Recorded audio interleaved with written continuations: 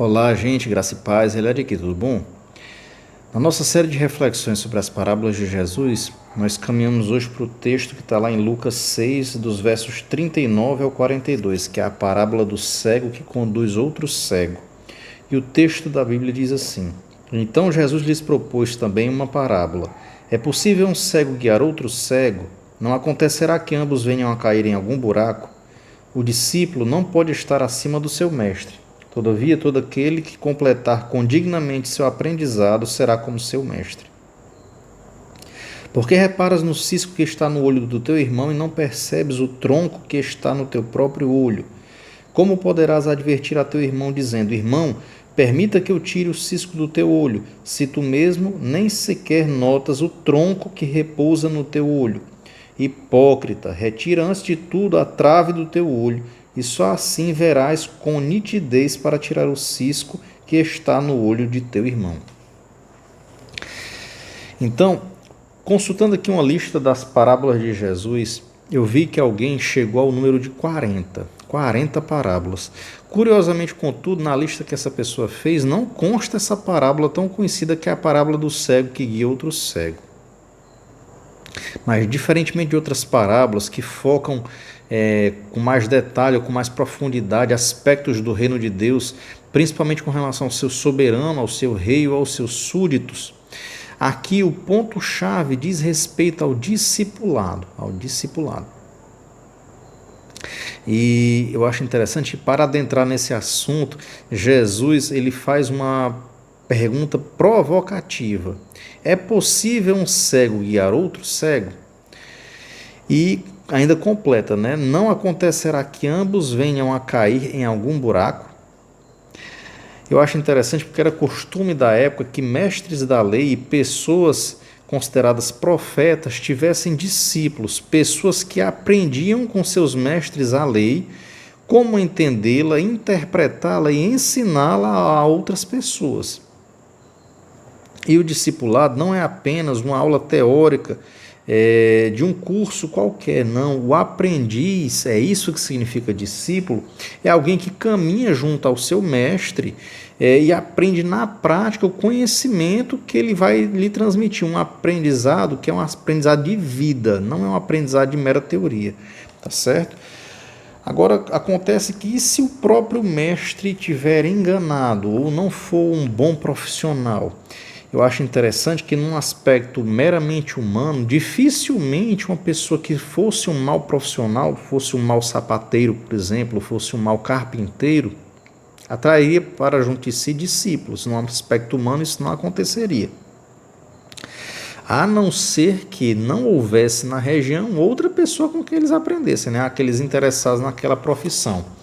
Ou caso os discípulos não entendessem o que era um bom produto, um bom serviço, comparado a um mau produto ou um mau serviço, tá certo?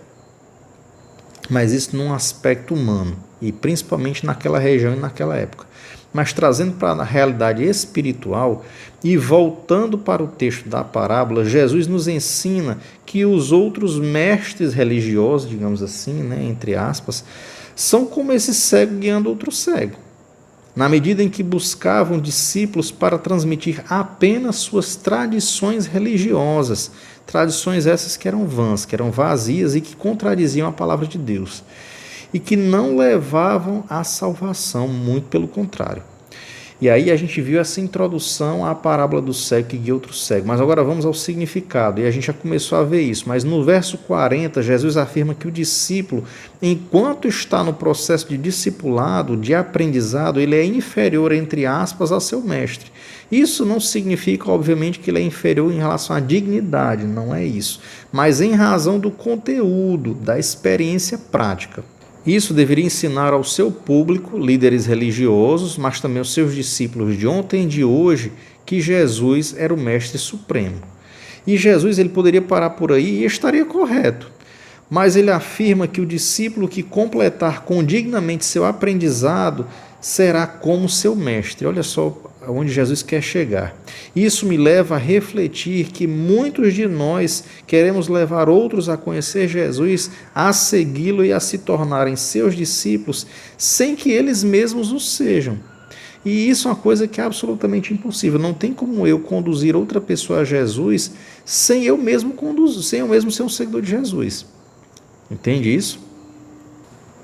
Isso é uma contradição e uma hipocrisia. São cegos guiando outros cegos. Se, contudo, nós calçarmos as sandálias da humildade, nós compreendemos que estamos juntos nessa caminhada para nos tornarmos conforme a estatura do varão perfeito, que é o que diz lá em Efésios 4:13. Nós compreendemos que não somos superiores ao nosso irmão, não somos, não podemos julgá-lo, na medida em que ainda temos nossas próprias lutas, dificuldades, tentações e pecados. Tá certo? Então, aqui a gente vê claramente que Jesus está confrontando a hipocrisia daqueles mestres, hipocrisia de dizerem faça o que eu digo, mas não faça o que eu faço, e principalmente de seguirem suas próprias vãs tradições e ensiná-las em lugar de ensinar as verdades eternas das Escrituras. Amém? E para concluir, é sobre isso que Jesus conclui quando fala do cisco e da trave. Que entenda, ele começa falando de cego que guia outro cego, e agora ele vai dizer o porquê ou como é que um cego guia outro cego, metaforicamente falando. Né? Ele que usa dois elementos de sua realidade como carpinteiro. Um cisco, quer dizer, um farelo de madeira, né? Ou uma trave, que é uma viga. Um cisco é algo menor, que incapacita alguém temporariamente de enxergar. Faz uma pessoa lacrimejar, piscar os olhos, entende? Já uma trave tem um caráter mais definitivo. Aqui trave ele vai ser colocado à frente do olho, né? Porque se ele for enfiado no olho, tem que ser uma trave pequena, mas ia deixar a pessoa cega permanentemente. Mas entenda que a trave realmente é uma coisa que requer mais esforço para ser tirada, tá certo? Do que um mero cisco. O cisco você sopra e tira o cisco, a trave não. E eu acho interessante que, mesmo assim, a trave de Jesus é mais difícil de ver do que o cisco, quando na teoria era para ser o contrário.